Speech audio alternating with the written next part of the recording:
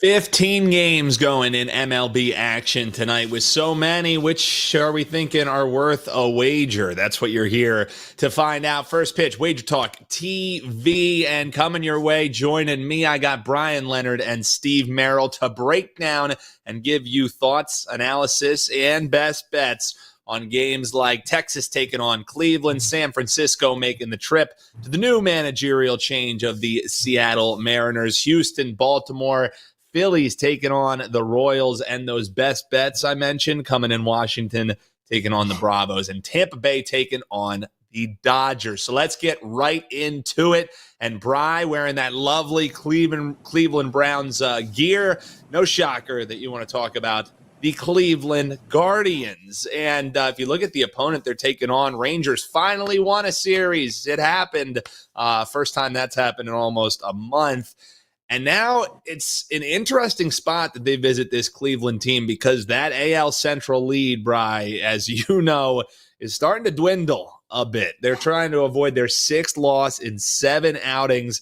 And we talked about it all season long. When do the Royals turn it around? Well, Bry, time's running out to turn it around. So how are you looking to bet this one? Team maybe capitalizing on some momentum, or a desperate team trying to right the ship a little bit? Interesting handicap here. How are you looking to bet it? Yeah, I talked about it, I don't know, it was last week or 2 weeks ago, that I think Cleveland ends up in third place in this division. Now they've got a 2-game lead over both the Twins and the Royals, 2 teams playing much better ball than Cleveland is right now. But you have to assume that this is, there's no such thing as a must-win game, but must perform better game and must perform better series to keep this Cleveland team on everybody's maps. A few days ago, they had the best record in Major League Baseball, and now they're fighting just to make the wild card. So when you take a look at these two, neither team has really performed well on the season versus right-handers. Texas with a WRC plus of 92, Cleveland 96. League average, of course, is 100. So that tells you neither team has done well versus righties. And the Rangers have been very poor on the road this year, 25-38.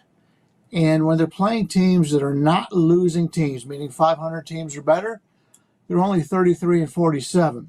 So they have not stepped it up against good competition all season long. And we take a look at the Guardians, they've been very good at home at Progressive Field, 38-20 on the season. They're slumping offensively right now, and Texas is much of the same, but I think there may be a little bit of value here on Cleveland. When you take a look at Nathan Eovaldi, he's got a solid 3.76 ERA, 1.09 whip on the season, but he tends to be hit hard when the opposition does have success against him. A 14th percentile hard hit rate, 24th percentile average exit velocity. Now, he's been really good in his home games. But on the road, he's got a 4.87 ERA, 1.49 whip. And if you take a look at his last 7 starts, he's had to face the likes of the Orioles, the Astros, the Red Sox, Yankees, and Twins. So he's had some good offenses he's faced, and they've hit him pretty well. Now, Cleveland's not in that development right now. Earlier in the season, they could have been included, but not the way they're playing right now. But he's only had 1 quality start in his last 7 games on the road. 2 quality starts all season, I believe, on the road. So I think he's out there for this Cleveland offense to get to. Tanner Bybee, clear ace of this Cleveland staff. He's got a 3.33 ERA, 1.08 whip. And after struggling at the start of June, I know they're pushing him back. He had some injury concerns in those games. He's turned it around quite a bit as of late. His last 5 starts, he's permitted just 5 earned runs in 27 1/3 innings of work. And the major strength of this team, as we all know, is the bullpen here in Cleveland. And they've got their 5 back-end relievers all fresh tonight. None of them have pitched the last 2 days. I think that's a big advantage here for Cleveland. I'm more of an underdog player overall, but so far on today's card, the underdogs just are not standing out of these current numbers. My numbers are matching with them. I'd like to put out more underdog plays, but they just don't have the value so far today. Now, granted, all the games are on the evening card today, so we got plenty of time for these lines to move into our direction and give us more plays. But right now, I'm seeing the favorites with some value and that would be the Cleveland Guardians in this one. So favorite Friday might be the theme of the day here. If you're seeing any dogs that you think might be barking on the card, hop below in the comments. We'll touch upon them and see if the experts agree here. But the rested bullpen quality starting pitching, Cleveland in a bounce back potential spot. The look for our man Bryan Leonard out of the gate. Steve, you want to talk this Giants and Mariners game, and that 1-8 road trip may have been rough for Seattle, but it was a lot rougher for their manager that they didn't even let on the plane to head on back to to Seattle. So not all that great for Stevie there, but you think we might see a little new manager bump incoming? You know, it's not quite as the fired coach theory maybe in the NFL, but there might be something to it there. They're opening up a weekend set against the Giants. You think finally maybe they get a little bit of that bump, or you think maybe just some more of the same for the M's as they finally limp home here? How are you breaking this one down, Steve? Yeah, I wanted to talk about this Giants-Mariners game tonight because the manager was fired yesterday. When I saw that cross the headlines, it shocked me because I'm thinking this is a team that was winning their division for a good amount of the season. But then again, I knew how much they have slumped recently. They now lost 8 of their last 10. They're just 12-18 the last 30 over the past month. And they're, more importantly, not 5.5 behind the Astros because I didn't think they were going to catch them anyway, but they're now 7.5 out of the last wild card spot. They were just 5 a couple days ago. So they're in big trouble. And they still have a positive run differential on the season despite being 64-64. I think they're slightly better than a 500 team, so that's probably exactly where they should be. But I do want to talk about the managerial change because this is an angle that works in sports. The NFL is unique because they only play 17 games, and there is often a spark. We don't see a lot of coaches fired, maybe one per season there, but we do see it more in hockey and the NBA, and we see it in baseball as well. And the reason we see it in these daily sports is because, unfortunately, it does normally spark the team. And the old adage is that you can't fire the entire roster, so you have to fire the coach. And they need to do something here. Whether it's a spark tonight in game 1 back home, we will see. But I do think the Mariners could be a play-on team here over the next week. So why not take a shot with them tonight on Friday as a slight favorite against Birdsong and the Giants? Giants just won 2 out of 3, but that was against the Chicago White Sox. You're right now on a track to be the worst team in the modern era of baseball, with over more than 120 losses. And even then, they still lost yesterday to the White Sox 6-2. They also split with Oakland before that. They played a tougher opponent in Atlanta and went 1-3. So the Giants are nothing special, and Birdsong is also nothing special. This is a guy that's been very mediocre, to say the least, in the big leagues. So far this season, he has a 5.0 ERA. His last 7 starts going back to early July, a 5.1 ERA. So he's been even worse. He's not figured anything out. Luis Castillo, meanwhile, has been a much better pitcher this season, 3.5 ERA overall. And going back to the early part of July, right before the All-Star break, his last 7 starts, 2.98 ERA. So we get the much better starting pitcher. We get a focused spot, I think. We don't talk a lot of situational plays in baseball, but this is a focused spot, I believe, off the managerial change. And yes, Seattle's coming back off the extended road trip, but there's no day off. The one day off is when the road trip really hurts you because you get back into your routine. This is basically like another road game for Seattle back at home, if that makes any sense. So I think it's a good setup for the Mariners. I like the pitching matchup, and I like Seattle tonight as the mid-size home favorite minus $1.40. And that is a free play for you at 10 o'clock Eastern tonight, Giants and Mariners. Don't forget, I'm red hot in baseball, 9-2 my last 11, and I'm ranked number 1 the last 30 days, up over 38 units won. And right now, you can fill your cart for the next 3 days and nights and save 30% instantly with promo code 10year. Full details on my page, and get any of tonight's best bets, or more importantly, an all access, which includes football and baseball, and save 30% instantly with promo code 10year. Right now, Steve Merril, WagerTalk.com. And comment below on the shows and the solo videos. As I read the comments, I reply back. Let me know who you like tonight on Friday. Thumbs up, like, hit subscribe, and don't forget to click that bell as well, as college football top 25 video starts next week and NFL Fade the Public around the corner the week after. Yeah, and that deal that Steve's mentioning, it's day 2 of a 4-day deal of that fill your cart. You can use the code 10year, 10year, or 10year if you are our friend the Prez that's coming up on Wager Talk Wager Talk today coming up after us. But day 2 of this 4-day event, you can use it as many times as you want using that code. And as Steve eloquently said, 30% off anything that is in your carts. You want to grab some Bryan Leonard All Access, some Steve Merril, any of your favorite cappers as you head on forward here through the days, and that's 30-day. You want to buy a year All Access, even if you're just trying to grab a day pass, which is always great, but we preach trying out that long term for some of these cappers and check out those results that they have.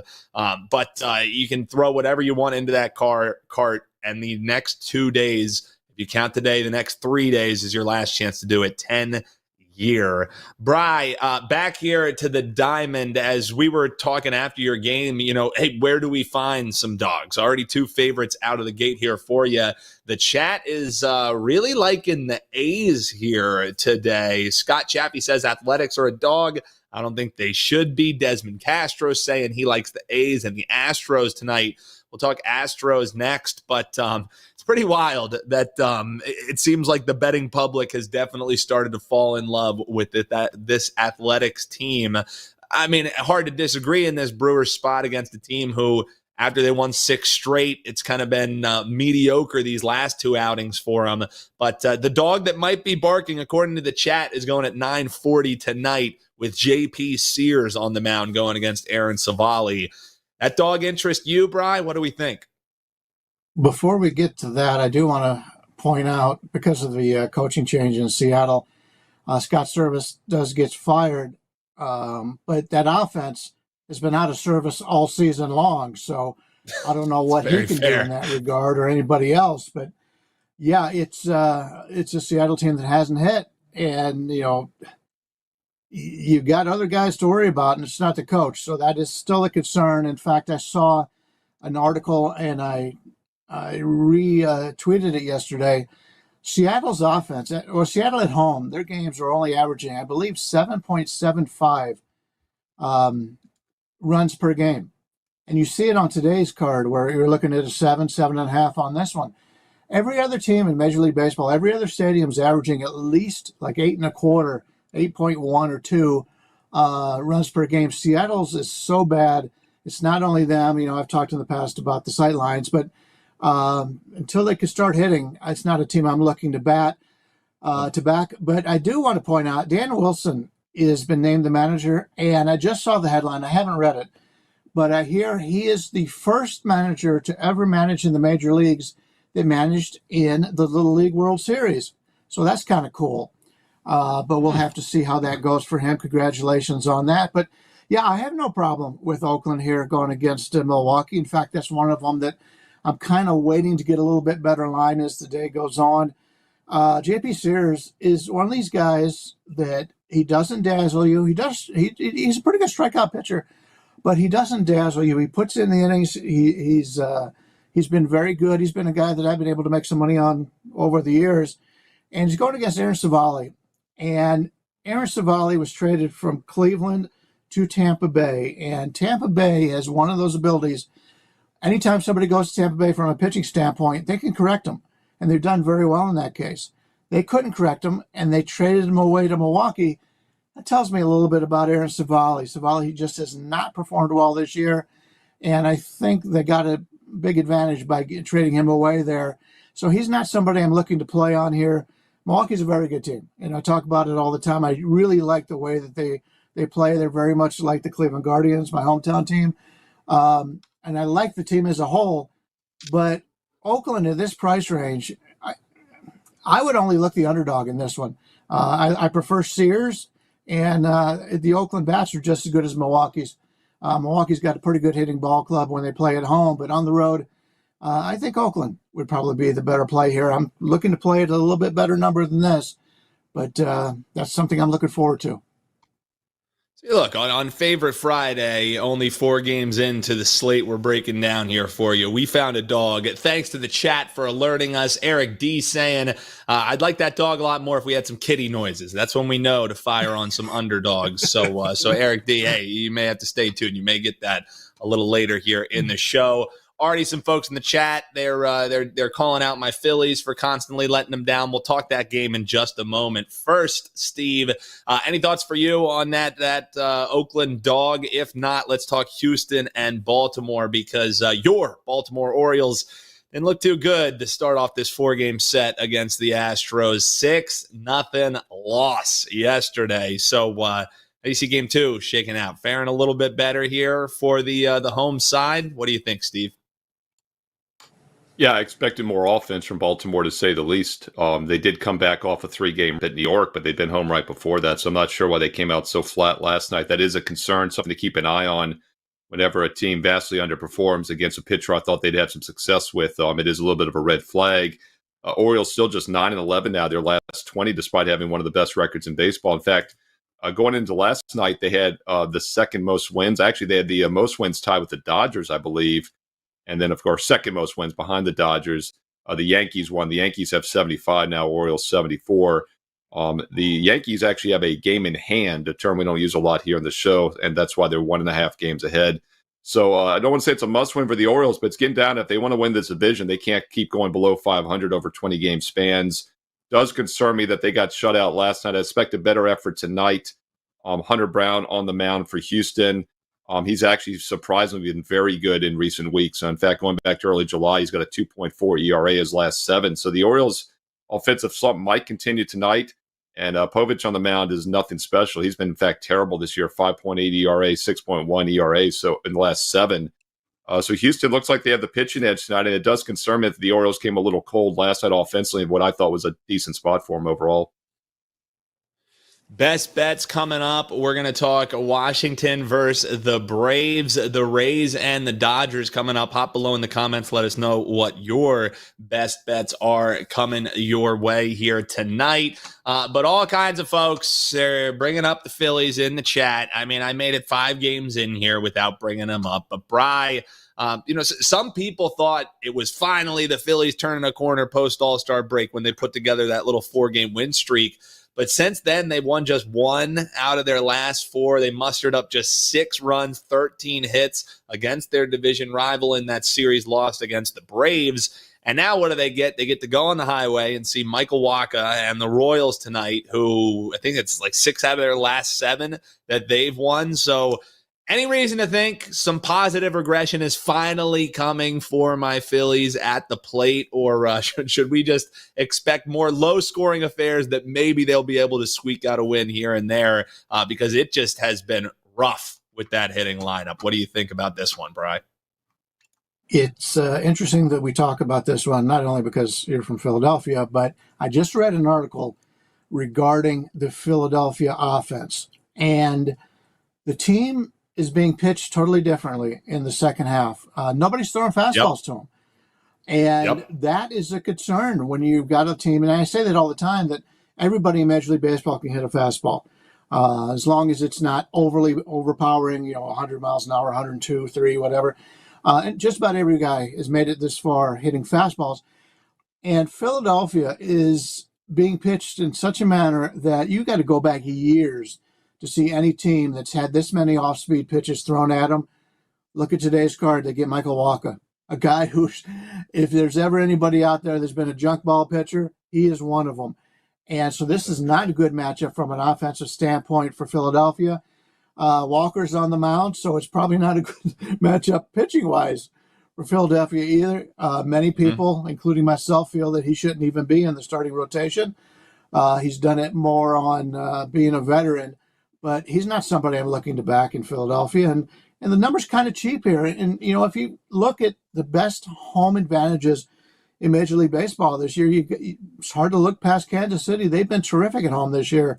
So I did pick out a game a couple days ago, and I had Philadelphia against Atlanta. I believe that was a game they won 3-2. So I've been able to pick out Philadelphia games that have some value, and it's worked out. But there's no way I could play Philadelphia here, even though you rarely get a team of the Philly standards catching them at like a 125 is a road dog, 126. There's a reason why that number is there. It's because Kansas City is so good at home, and it's not a very good pitching matchup for them. So Kansas City is a team that is finally starting to figure out the back of the bullpen. They've got some nice arms out there. In fact, Harvey's still out of the lineup.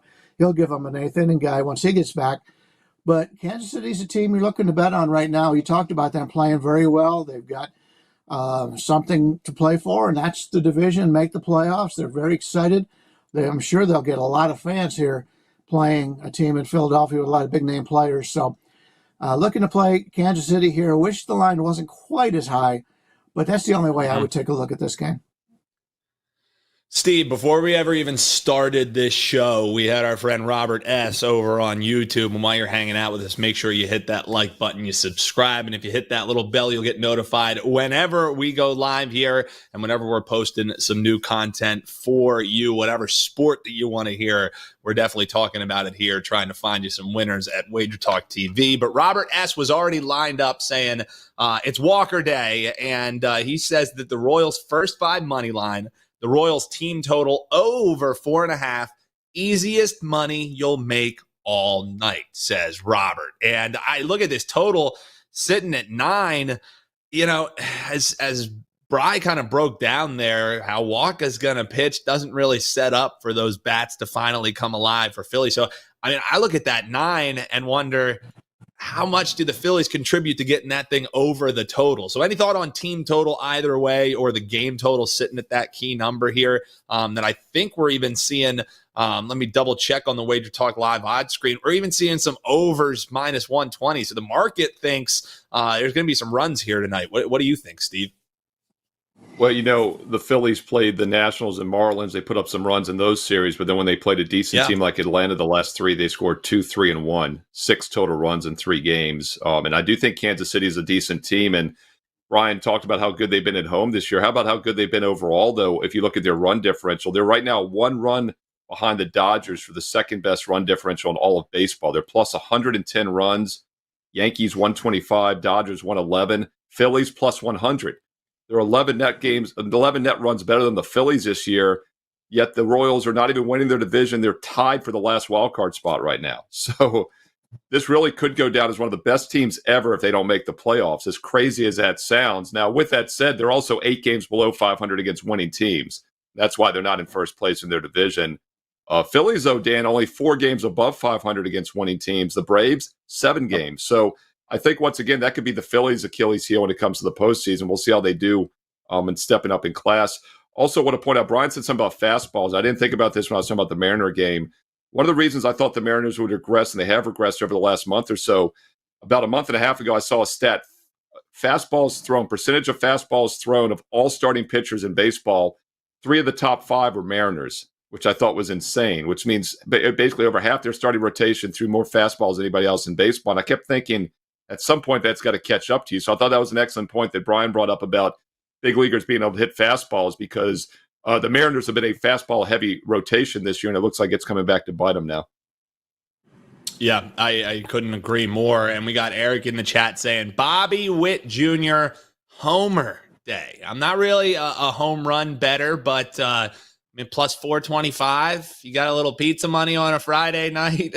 I mean, this could be the game where you may want to call your shot on a potential home run there from Bobby Witt. So good luck to you if you are looking for some of those big plus money sprinkles, and hop below in the comments and let us know where you found some plus money on the board here today. Steve, I want to throw it back your way and talk another total here, because early on in the show, we had Kai Bowling who wanted to hear about the Padres and the Mets. And folks, best bets are coming up, so stick around here, coming right your way with that Washington, Atlanta breakdown, and Tampa Bay and the LA Dodgers.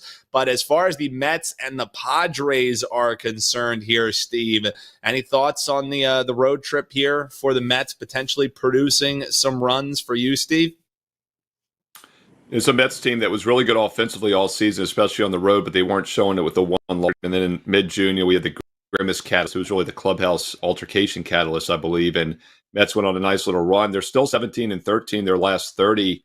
But the Padres are the team that's been just red hot, 22-8 their last 30. And they've played themselves into wild card contention, into the playoffs as of now. Lost the game 1 yesterday, 8-3. And I think this is a situation in which they could be cooling off a bit. In fact, back-to-back losses. They've given up 19 runs now their last 2 games against the Twins and Mets. So we'll have to see if they get the pitching right here with Musgrove on the mound tonight. He's been very mediocre this season, a 5.0 ERA overall, 4.0 since early his last last 7 starts. And that goes back, of course, to April because he did not pitch for basically 2.5 months until coming back August 12th. And those 2 starts back, though, he's given up only 1 earned run in 8 innings and only 5 hits. So it does look like he's throwing a lot better since returning to the rotation. And San Diego's just been red hot overall. So although it looks like maybe they've cooled off the last couple games, still a team that's been really good current form. And Musgrove's pitching a lot better than his overall numbers indicate since returning from injury. And Bryan, anything for you to add in that one? Because this was also a team name that came up when we threw out the question, hey, could be looking at a lot of favorites here on the card. What's some dogs that you like? Some folks thinking the Mets on the highway, and Trav just chiming in with the Diamondbacks easy against Boston. So either thoughts on either of those dogs, Mets or the Diamondbacks, in a potential plus money role for you? Well, the Mets were very good to us last night. We had a 5% play on them, nice underdog play, and they won wire to wire. Also had Oakland yesterday. These underdogs have been just fantastic for us. 14-6 run now on plus money underdogs, and we've had $2 favorite or $2 underdogs, 170 underdogs. The Mets again yesterday worked out very well, which is one of the reasons why I'm looking to find some underdogs today. But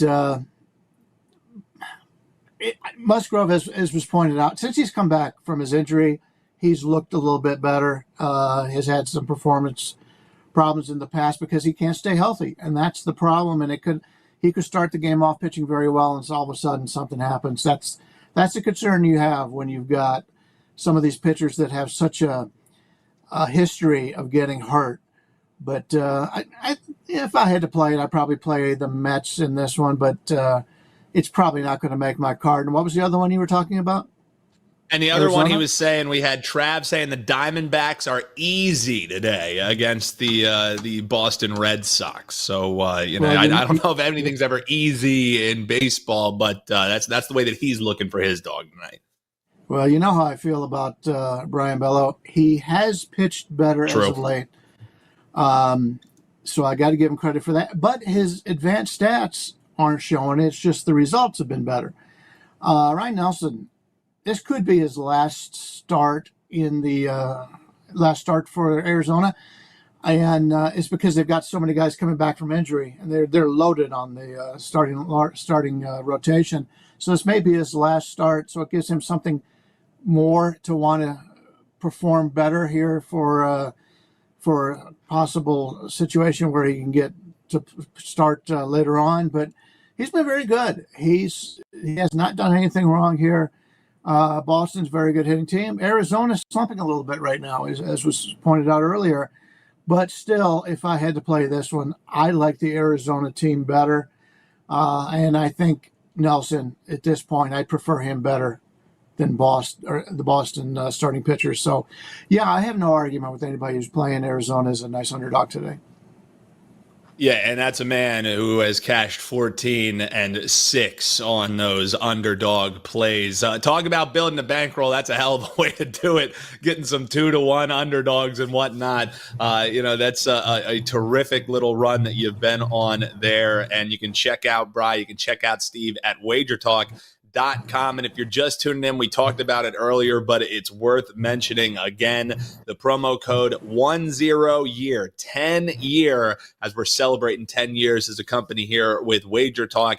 At your favorite cappers page, after you throw whatever you want in your cart, it'll chop 30% off the entire purchase. So 30 days, 12-month all access. If you just want some daily access as well, a terrific time to try out these guys if you haven't before, especially when they're cashing in on 14 out of 20 plays with underdogs. And in the case of Steve Merril, on a 9-2 run, number 1 in Major League Baseball over the last month. It's a great time to buy, folks. And with that 10-year deal, a hell of a time to save a heck of a lot of money as we head on into football season. But don't forget, we're still cashing dogs here and cashing some tickets here in MLB action. So while football is going to be at the forefront of the mind, we're going to be right here riding along trying to cash some baseball winners for you. Speaking of which, Steve, let's do some best bet action here. I mentioned that 10-year deal. You can tell folks what they can find at your page and why they should partner with you. And you should also let us know how we're betting this Rays and Dodgers game, because that is, Steve, your best bet. Tell the folks what we're rocking with tonight. Look at a little late night action for Friday here in Major League Baseball. 10 o'clock Eastern game between the Rays and Dodgers. Free play with analysis coming up for you in just a moment. Quick reminder that you can get the next 3 days and nights when anything you put in your cart, save 30% instantly with our 10th anniversary special at WagerTalk.com. And the promo code is 10-year, 10-year, 10-year. Full details on my page right now, Steve Merril, WagerTalk.com. Instant 30% discount on all sports, all access packages this weekend only. All right, let's look at this game between the Dodgers and Rays. First of all, Miller is on the mound after Bobby Miller was demoted to AAA. They called him back up, and he got one start last week on August 17th, last Saturday, and boy, he was not good again. 4 runs, 8 hits, in just 4 innings. But I do think there's something there. There's a reason they called him back up. And yes, they're shorthanded. Their rotation's been injured all season, but this is still maybe the best team in baseball. Coming in this season, without a doubt, it was the best team in baseball. And don't look now, they're very close to still being the best team in baseball, was all said and done record-wise. So whenever we get the Dodgers at even money, it's worth a look. And you say, well, how do we get them at even money? Because it's minus 190 money line. We take the run line, of course, and minus 1.5 run line is even money right now. And I've said this for several years here on shows on Wager Talk TV. When you play Dodger games, in general, you want to play either Dodgers minus 1.5 at a much lower juice, or you play the other team outright. And that continues to work. In fact, 27 of the last 32 games going back right before the All-Star break, Dodgers either won by 2 runs or more or lost outright. So it's only been a 1-run win 5 times the last 32 games since right before the All-Star break. And I think we get some nice value with them at even money here, minus 1.5. And if they win this game, they likely do win by margin. So I like the Dodgers here tonight. I think Miller will pitch better after a bad outing in his debut after returning from AAA. And the D-backs are not exactly an offensive juggernaut. This team has scored 1 run or less now in 3 of their last 4 games, and those all came against the Oakland A's. So once again, step up in class here against LA tonight against a weak Tampa Bay offense. I think Miller has a good outing, and the Dodgers win. They most likely win by margin as always. So take the Dodgers minus 1.5, even money on the run line tonight at 10 o'clock Eastern on Friday. Don't forget my strongest best bets tonight on my page, Steve Merril, WagerTalk.com. 9-2 run over the past week. My last 11 baseball plays, 9-2. And more importantly, over the last 30 days, number 1 in units won at Wager Talk, up over 38.5 units in MLB. We keep it going with a strong best bet tonight on Friday. Daily free plays as well on my page. And, of course, that promo code 10-year, 10-year, 10-year, gets you 30% off any all sports, all access purchase this weekend only, starting tonight on Friday. Don't miss out. Steve Merril, WagerTalk.com. And, oh, by the way, if you're liking the content here on Wager Talk TV, thumbs up, like, comment below. I read all the comments. Hit subscribe and click that bell for instant alerts because football season starts tomorrow on Saturday with college football as well.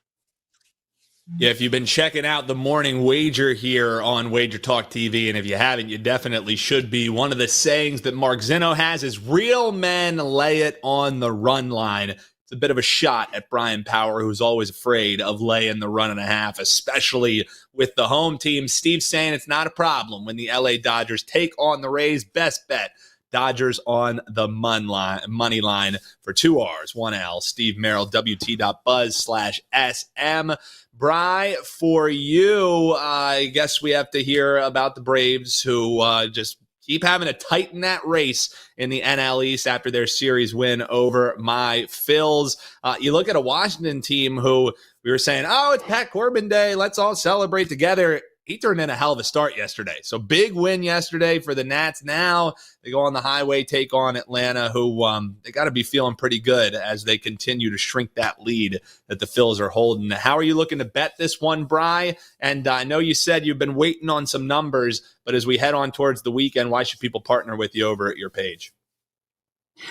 Yeah, Steve's done very well in baseball. Obviously, the good thing is everybody we have has done pretty well in baseball on these shows. Yeah. I happen to believe in agreement with Brian Power on that. If I'm going to lay a favorite, I'm going to lay the favorite. I don't want to be the guy who's going to get burned when the home team is up by 2 runs and they don't care about that guy on second base, that kind of thing. So I play, if I'm going to lay the favorite, I'm going to lay the favorite. I don't lay 1.5 runs. I'm number one the last 3 days in net profit in baseball, number one the last 7 days, number two on the season in net profit in baseball. Last year I was number three in net profit in baseball. I know my baseball just like Steve, just like a lot of our handicappers here at WagerTalk, and you can grab any of us for that great package right now. Get that right now. Right now I don't have any plays up for clients, but I will as the day goes on. Since all the games are at night, we've got plenty of time to get those up, and I want to get them at the best number for my clients. So that's why I haven't put up anything as of yet.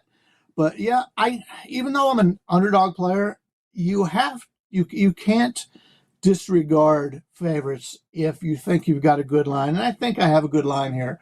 I don't recommend favorites at this price very often, but my numbers say the chalk is short in this Washington-Atlanta game.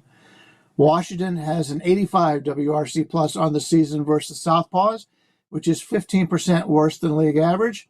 And they're facing what could be the best left-hander in baseball in Chris Sale. Atlanta has a WRC plus of 105 versus Southpaws on the year, which is 5% better than league average.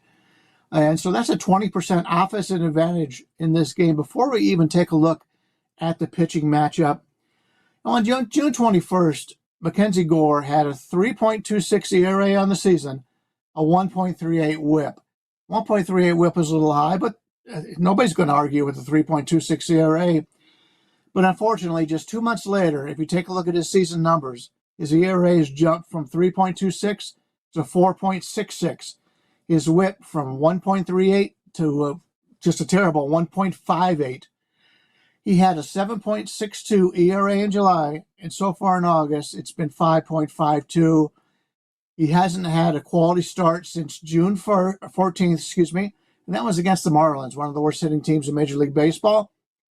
And he did face the Braves twice early in the year, and to his credit, he only gave up 2 earned runs in those 2 starts in 10.1 innings. So what are you going to believe? The success he had months ago against this Braves team? Or what he has done all season long, especially as of late? He has been terrible. I really expect this Atlanta team to hit him hard today. Chris Sale, on the other hand, enters with a 2.62 ERA, 1.00 whip. His baseball savant page, as you would expect, is bright red, which is something that we can expect from the Cy Young frontrunner. He's a perfect 8-0 at home this year in his starts when he gets to the decision, and he has a 77-10 strikeout to walk ratio in this building. Overall, 18 of his last 19 starts have resulted in allowing 2 earned runs or less. I don't think this Washington team is going to hit him at all in this game, and I have no problem laying this 250. In fact, I just saw one place had it at 233. That is a bargain price when you're looking at these 2 starting pitchers. I'm not enamored with the Atlanta offense, but I think they'll have success here. And obviously, you're not going to find much more of a pitching mismatch than these 2 starters. So I'll lay it here. I'll lay the number with Atlanta. Don't lay the run line. Lay the minus 140 or whatever we're getting right now on Atlanta, and that's the way I would play this one. Looking towards Atlanta is the play for our man Bryan Leonard. WT.buzz/BL is where you can find him at WagerTalk.com. At BLeonard Sports is where you can find him on social. That's going to do it for a Friday edition here of Wager Talk's First Pitch. Don't go anywhere, though. 20 minutes from now, you're going to be getting Wager Talk today. We got Gianni the Greek giving some gold out, Ross Benjamin and Carmine Bianco. They're going to be talking some NFL preseason, a little bit of NFL season-long action, and, of course, a little Leagues Cup action for you soccer fans out there with Carmine Bianco. That's coming your way 20 minutes from now, so don't go anywhere. And make sure, folks, on your way out, hit that like button, subscribe. The little bell will get you notified if you're watching us on social. That follow button goes a long way. And make sure you use that code 10YEAR, 10YEAR. It's going to save you 30% off anything in your cart. Best of luck this weekend, everyone. We'll see you locked and loaded back here, 11 a.m. Eastern, 8 a.m. here on the West Coast for First Pitch Monday morning. Until then, best of luck, folks.